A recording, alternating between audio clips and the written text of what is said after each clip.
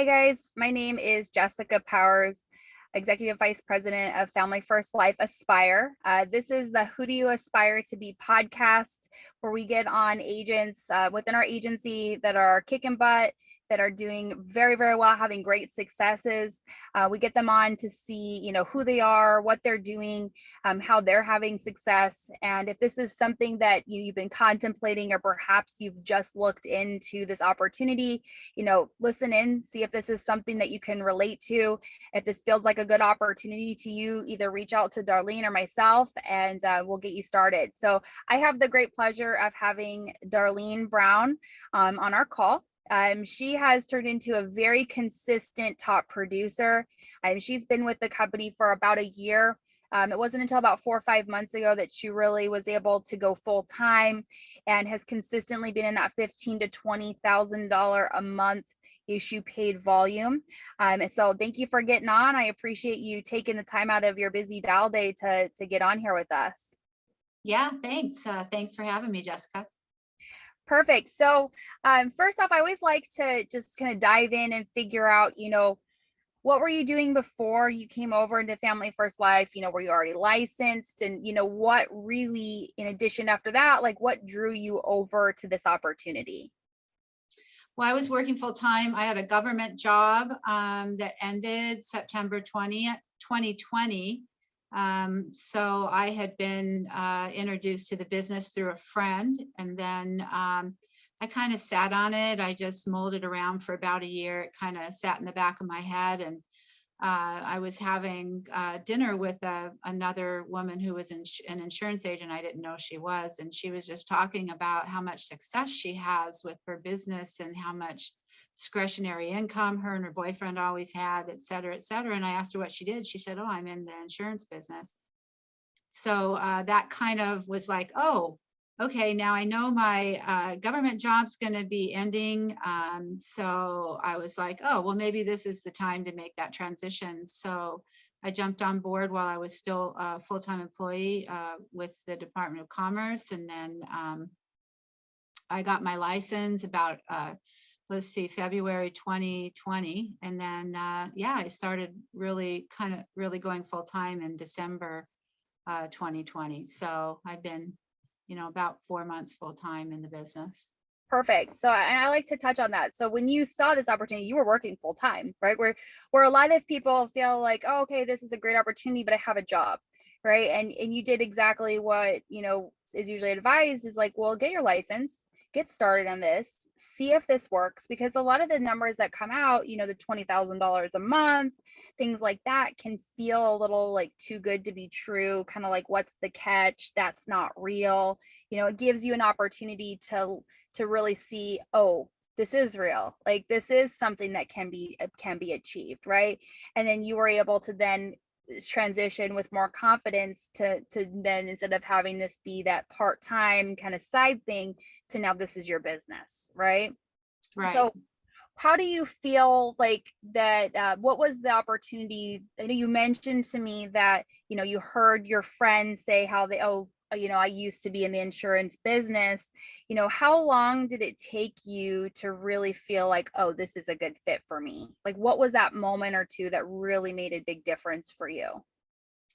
Well, I think that kind of a turning point for me was, when I realized that the opportunity was real. Like, I was working part-time and kind of training in the background for about 6 months before I started. And then I was just kind of doing, a few, maybe not even running part-time, for the first couple of months. And then, I started to see how important it was that we could protect families. And then I started to see, the deposits in my bank account. And I was like, oh, well, if I can earn that much doing this little, imagine what I could earn if I was really following a full-time schedule. So it took me a couple of months to wrap my head around that and kind of get used to the idea that it was real, because, sometimes when things seem like they're too good to be true, they are, but this was not one of those situations. So I was kind of skeptical in the beginning. And as I became more consistent and in my activity, then also my deposits became more consistent. And then the opportunity became more real to me that, oh, well, not only could I do that, but maybe I could also grow an agency, or, oh, and I could do this too. So, there's just, that was kind of how it went for me in the transition from part-time to full-time, or literally from leaving a full-time job to running part-time to going full-time like I am now. Yeah, absolutely. And I think that there's some misconception, because a lot of people will say, well, oh, I'm not good at sales or things like that. And Yeah. and I want to say you and I may have had that conversation before, but can we talk about that a little bit? Like, is the, how do you feel in your day to day? Do you feel like you're, selling people? Like, what does your day consist of like that? Well, sales, to me, okay, I get it that, we help our own families with the commissions that we earn and the production that we have as individuals, and then of course as we start building teams. But I never feel like it's a sales job to me, because first of all of our lead sources are sources where people have filled something out, they've asked for our help.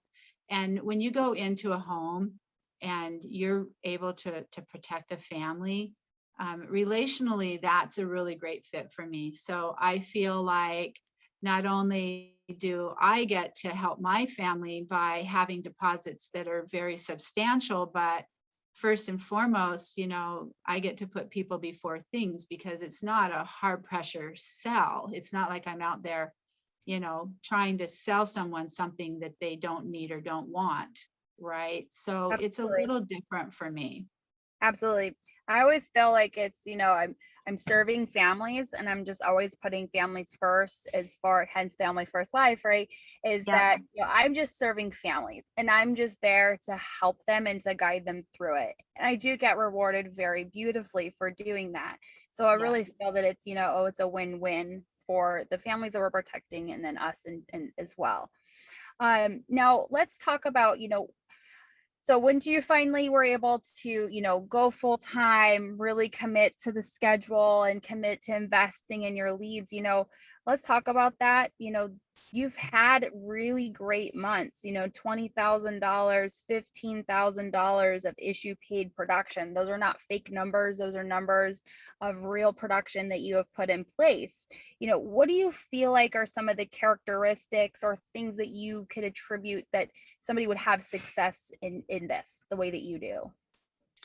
I think that the most important thing is to, really trust the process. Because I think that, again, when we see something that just looks so good to be true, we just automatically believe that that's not possible, or, just kind of the mindset that we get in that, oh, well, I'm going to do this my way, and so being coachable and being able to, really get plugged in and just, being coachable, I think is the most important part, because all of the top producers, people in our company, have already paved the way for our success. Like, I feel personally like coming in at this juncture, I feel kind of guilty in a way, because, I hear all the stories and hear all of the background of, how those who came before us have really, kind of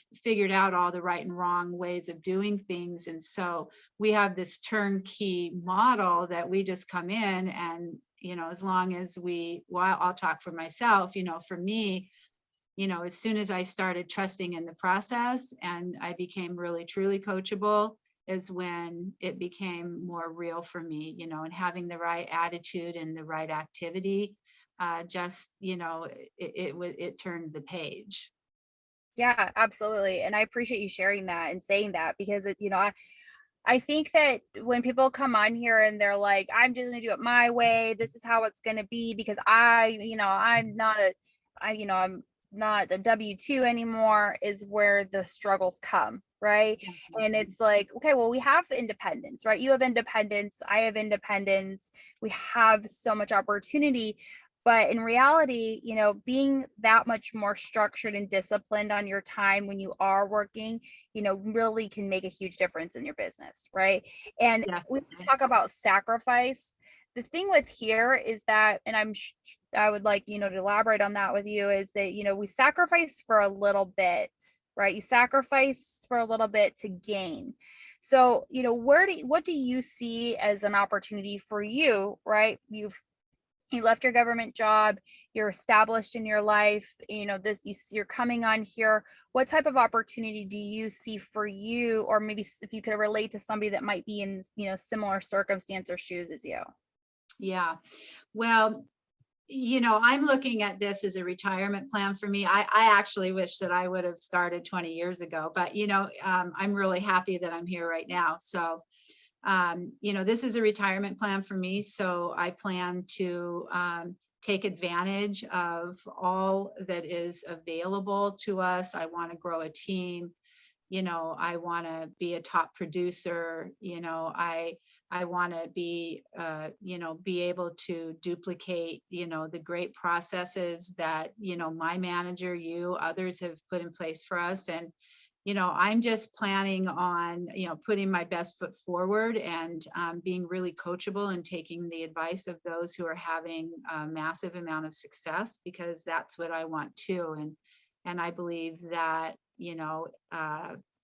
what's the point in trying to recreate the wheel when something's already so well oiled? Let's just, get on board, get to work, and and have a great success. So I'm really looking forward to building a big agency myself, and I want to be that great, Yeah. mentor that coaches and gets it done. Yeah, absolutely. Well, I know that you're definitely paving that way, and you're already following those steps, which is, huge. And I really think that, I love what you say. It's like, you don't even have to be licensed right now. If you're watching this and you're not even licensed and you're like, hey, I'm tired of somebody else telling me what to do, like, when I can take my time off work, how much money I can make, when I can go and do whatever, like, stuff with my family or my community, this may be a really good fit for you. If you're Definitely. unsatisfied with where your life is going, or you want more than just that, 9 to 5, right? This Yep. gives you so much more opportunity. And I really think that you're a great, representation of what this opportunity can do, because you can take anybody in any type of position in their life, any financial situation, and give somebody the right tools and proper steps, have good support and coaching, and you really can just go to work, right? Like you're not confused about that. And that's something that I've always really admired about you, is you're like, I'll say, okay, well, you really, you need to do this, and it may be uncomfortable, right? So I'd like to elaborate on that, because that's something that we've worked with extensively together, right? Is like being uncomfortable and being comfortable being uncomfortable, right? Right. So can you elaborate on that just a little bit? Well, I think that being uncomfortable for me is causes me to kind of get a little disabled, right? Like I get fear-based when I'm uncomfortable, and especially at this point, being uncomfortable is, it requires getting outside of the things that and into the unknown, right? And so most of the things that I was afraid about never even happened along the way, until I was, in a position where, mentally and emotionally, I was staying out of the highs and lows. And I had a lot of coaching from you about that, and how important it is to have that consistency. And so I think that just in general, the sky's the limit here. And so, getting uncomfortable, nothing great happens when you're comfortable and you're just status quo. I mean, things life goes on and whatever, but to really have great new opportunities, you have to get outside of your comfort zone. It's just the way that it is. Absolutely. I couldn't have said it better. I really appreciate you getting on here. If you guys are watching this and you can relate to what Darlene's saying, definitely reach out to us. I'm going to make sure and have her information linked in here. Reach out to us, Family First Life Aspire or Darlene Brown, if this is something that you're looking for an opportunity with. We're here to help you guys. Again, my name is Jessica Powers. This is Darlene Brown. And this is the Who Do You Aspire to Be podcast. Thanks for getting on, guys.